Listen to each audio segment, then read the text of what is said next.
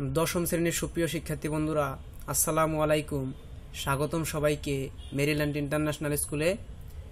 তো তোমরা যারা 2021 সালে এসএসসি পরীক্ষা দিবে, ইতিমধ্যে তাদের অ্যাসাইনমেন্ট পাবলিশ হয়েছে। তো তোমাদের এই প্রথম সপ্তাহের অ্যাসাইনমেন্টে কোন কোন বিষয়ে প্রশ্ন এসেছে এবং কোন প্রশ্নের বিষয় কোড কত এবং কোন প্রশ্নের অ্যাসাইনমেন্ট নং কত এবং কোন প্রশ্নে কি কি শিরোনাম তোমাদের লিখতে হবে, এই সম্পর্কে একটা ভিডিও অলরেডি আপলোড করা হয়েছে। তো তোমরা এক নজরে দেখে আসো ওই ভিডিওটি, কারণ ওই ভিডিওর মধ্যে কিন্তু তোমাদের প্রশ্নের যাবতীয় তথ্য কিন্তু দেয়া আছে। এবং আরেকটি ভিডিও কিন্তু করা হয়েছে কভার পেজ নিয়ে, ওই ভিডিওটা তোমরা দেখে নেবে যে কীভাবে কভার পেজটা তোমাদের তৈরি করতে হবে। তো তোমাদের ভিডিও শুরু করার আগেই তোমাদের একটা কথা বলি, সেটা তোমরা কে কোন জেলা থেকে আমাদের ভিডিওটি দেখছো, কে কোন স্কুল থেকে আমাদের ভিডিওটি দেখছো, অবশ্যই আমাদের কমেন্টে জানিয়ে দাও। তো তোমাদের বন্ধুদের কাছে ছড়িয়ে দিতে হলে অবশ্যই আমাদের এই ভিডিওটি শেয়ার করে দাও। তো তোমরা যারা আর্টসের আছো, অর্থাৎ মানবিক বিভাগে তোমরা যারা আছো, তাদের ভূগোল অ্যাসাইনমেন্টের সমাধান আজকে করানো হবে। তো প্রথমে আমরা দেখে আসি যে তোমাদের ভূগোল অ্যাসাইনমেন্টে কি প্রশ্নটি দিয়েছে। তো ভূগোল অ্যাসাইনমেন্টের প্রশ্ন দিয়েছে যে এটা কিন্তু তোমাদের ভূগোল অ্যাসাইনমেন্টের প্রশ্ন। তো এখানে কিন্তু আমি কিন্তু তোমাদের এই প্রশ্ন বিস্তারিত পড়ে তোমাদের ভিডিওটি বড় করব না, আমি খুব সংক্ষিপ্তভাবে তোমাদের এই প্রশ্নটি দেখিয়ে দেই। তো এই প্রশ্নের মেন ফোকাসটি হলো এখানে চারটি বিষয়ের উপর। একটি হলো ভূগোলের ধারণা তোমাদের লিখতে হবে, তারপরে পরিবেশের ধারণা, ভূগোলের পরিধি ও শাখা, ভূগোল ও পরিবেশের উপাদানসমূহের আত্মসম্পর্ক। তো এই চারটি বিষয় কিন্তু তোমাদের প্রধান, এই চারটি বিষয় তোমাদের বিস্তারিতভাবে আলোচনা করতে হবে। তো এখন আমরা প্রথমে তোমরা যে কাজটি করবে সেটা হলো একটা কভার পেজ। তো কভার পেজটা তোমরা এভাবে তৈরি করবে। তো কভার পেজের প্রথমে লাগবে যে শিরোনামের নাম্বার, অ্যাসাইনমেন্টের নাম্বার। তো অ্যাসাইনমেন্ট নং এবং শিরোনাম এই দুইটা তোমরা লিখবে শুধু বাংলায়, আর বাকি সবগুলি কিন্তু তোমাদের ইংরেজিতে লিখতে হবে। তো তোমাদের যেহেতু ভূগোল অ্যাসাইনমেন্ট, এই কারণে ভূগোল অ্যাসাইনমেন্টের তোমরা এই শিরোনামটি লিখবে। তারপরে তোমরা সকলেই জানো যে ভূগোলের বিষয় কোড হলো 110। তো তোমরা এখানে একটা বক্সে একটা করে সংখ্যা লিখবে। তারপরে তোমরা লিখবে তোমাদের বোর্ডের নাম। তো আমরা যেহেতু ঢাকা বোর্ডে আছি, এই কারণে আমরা ঢাকা লিখছি। তো তোমরা যেই বোর্ডেই হও ওই বোর্ডের নামটা কিন্তু এখানে লিখবে, অবশ্যই ক্যাপিটাল লেটারে লিখবে। তারপরে শিক্ষার্থী রেজিস্ট্রেশন নাম্বার। তো তোমরা যদি রেজিস্ট্রেশন নাম্বার তোমাদের জেনে থাকো তাহলে রেজিস্ট্রেশন নাম্বার এখানে দিবে, আর যদি তোমরা রেজিস্ট্রেশন নাম্বার না জেনে থাকো তাহলে তোমাদের শ্রেণী শিক্ষকের সাথে কথা বলে তোমাদের রেজিস্ট্রেশন নাম্বারটা জেনে তারপরে এখানে বসাইবে। তারপরে শিক্ষার্থীর নাম। তো এখানে আমি আমার নাম দিয়েছি, তোমরা তোমাদের নাম দিবে।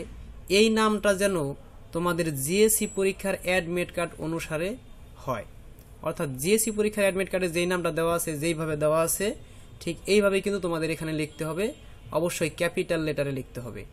এবং তোমার পিতার নাম তোমাদের ওই প্রবেশপত্রতে যেটা দেওয়া ছিল জিএসসিতে ওইভাবেই তোমার লিখতে হবে। তারপর মাতার নাম এইভাবে লিখতে হবে। তারপরে নিচে যেই খালি ঘরগুলি তোমরা দেখতে পাইতেছো, এই ঘরে কিন্তু তোমরা কোনো দাগ দিবে না, কারণ এই ঘরটি কিন্তু তোমাদের স্যারেরা পূরণ করবে, তোমাদের শ্রেণী শিক্ষক যারা আছে তারা কিন্তু তোমাদের পূরণ করবে। তোমাদের মাত্র এই উপরে এইগুলি কিন্তু তোমাদের পূরণ করতে হবে। তারপরে আমরা প্রথমে তোমরা লিখবে এই কভার পেজ উপরে তো কভার পেজটা দিবে। তো কভার পেজের প্রথমে যে পেজটা দিবে কভার পেজের পরে, এটা হলো সূচিপত্রের পেজ। তো তোমরা সূচিপত্রের ভিতরে এরকম একটা পেজ তোমরা তৈরি করবে।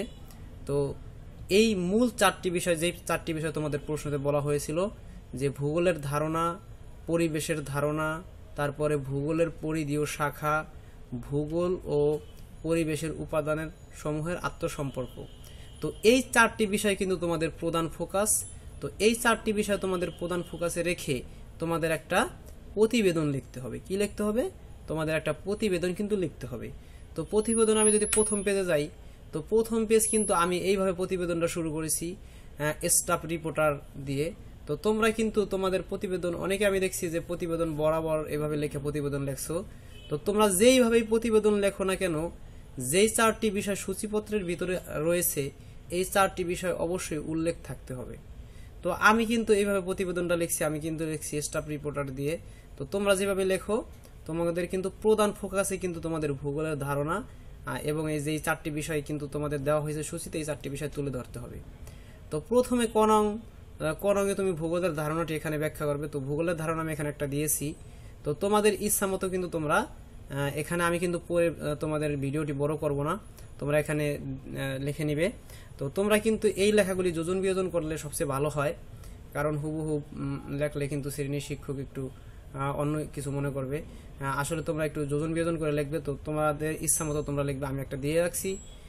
তারপরে তোমরা লিখবে যে ভূগোলের ধারণার আরেকটা পার্ট, সেটা হলো অধ্যাপক ডাডলি স্টাম যেই ভূগোলের ধারণা দিয়েছে সেটা। তারপরের পেজে তোমরা দেবা রিচার্ড হাডসন যেই মতবাদটা দিয়েছে এইটা। তো আমি কিন্তু তোমাদের এইগুলি পড়ে তোমাদের সময় নষ্ট করব না, এইগুলি তোমরা লিখবে। তারপরে এই গেল তোমাদের এই দুই বিজ্ঞানীর মতবাদ। তারপরে আসি পরের পেজে কিন্তু আমেরিকার ওয়াশিংটন ডিসির বিজ্ঞান একাডেমি 2065 সালে কিন্তু এই মতবাদটা দিয়েছিল ভূগোল সম্পর্কে। তারপরে আরো অনেকেই অনেক মতবাদ দিয়েছে। তারপরে মতবাদ দিয়েছিল আধুনিক ভূগোলের জনক আলেকজান্ডার, এই মতবাদটি দিয়েছিল ভূগোল সম্পর্কে। তারপরে অন্যদিকে কিন্তু তোমাদেরকে এই পরিবেশ ও ভূগোলের যেই এটা দেওয়া আছে, এটা কিন্তু তোমাদের ভূগোলের ধারণা চলে গেল। তো ভূগোলের ধারণার পরে তোমরা লিখবে যে পরিবেশের ধারণা। তো আমি কিন্তু তোমাদের বারবার একটা কথা বলি, এখানে ভূগোলের ধারণা কিন্তু আমাদের যেই কয় পেজ আমরা দেখাইলাম, তো এই কয় পেজ তোমরা কিন্তু ভিডিও স্টপ করে কিন্তু তোমরা দেখবে।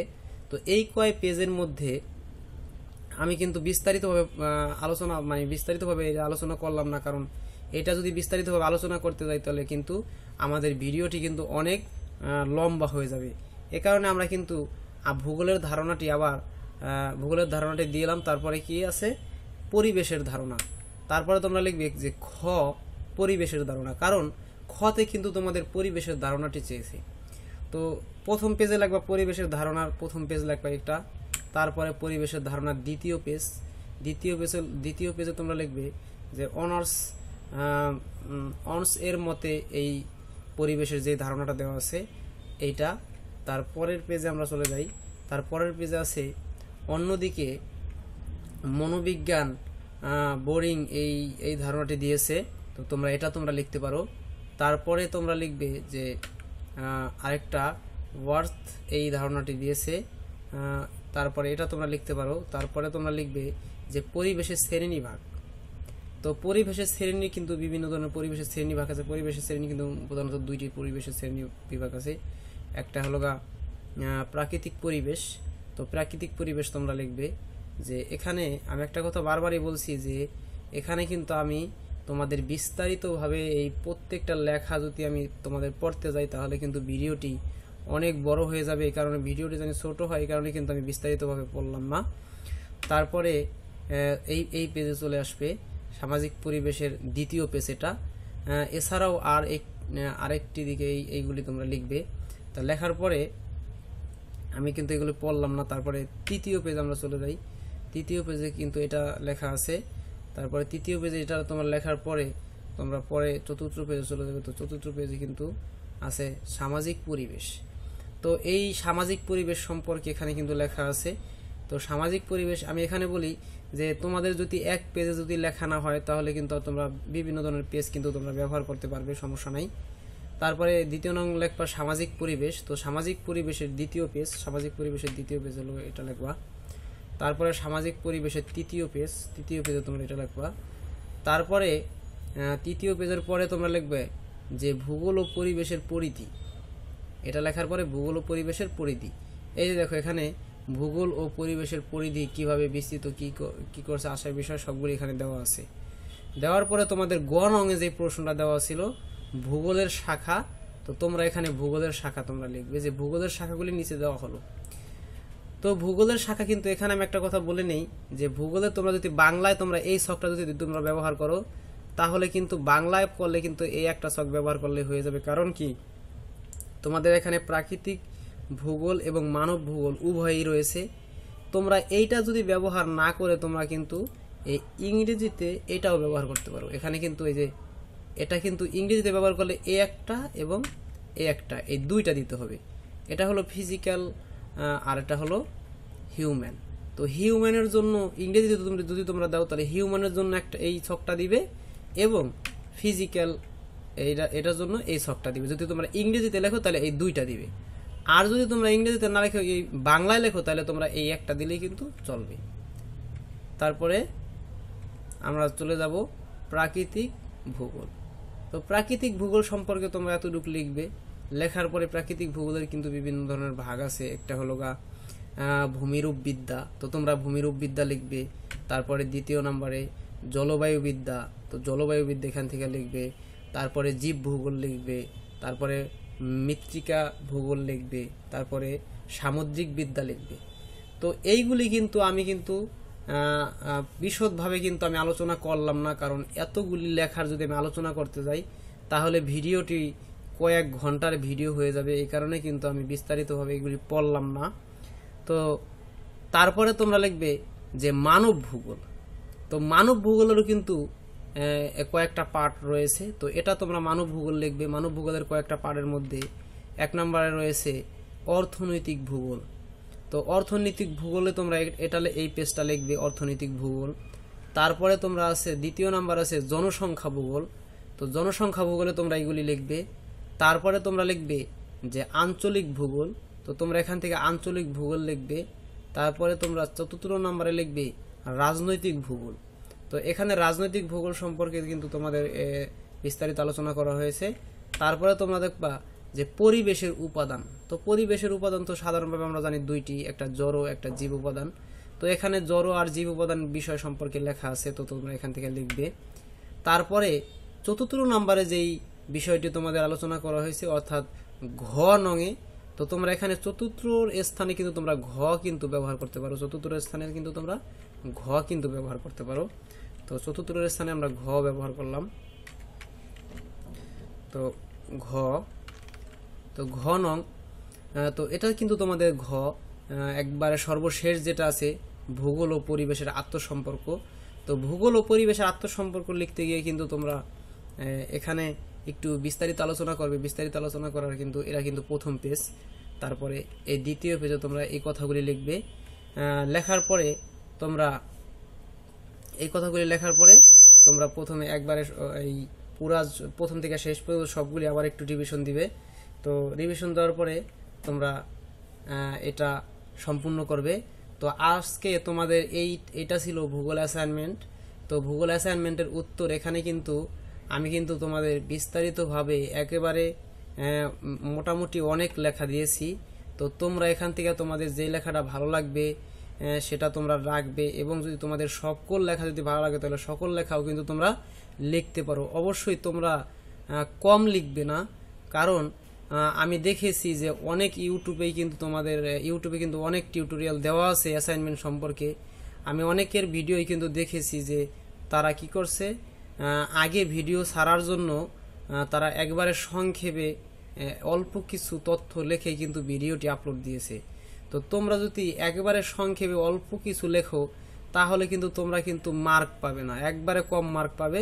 সেক্ষেত্রে কিন্তু তোমাদের ক্ষতি।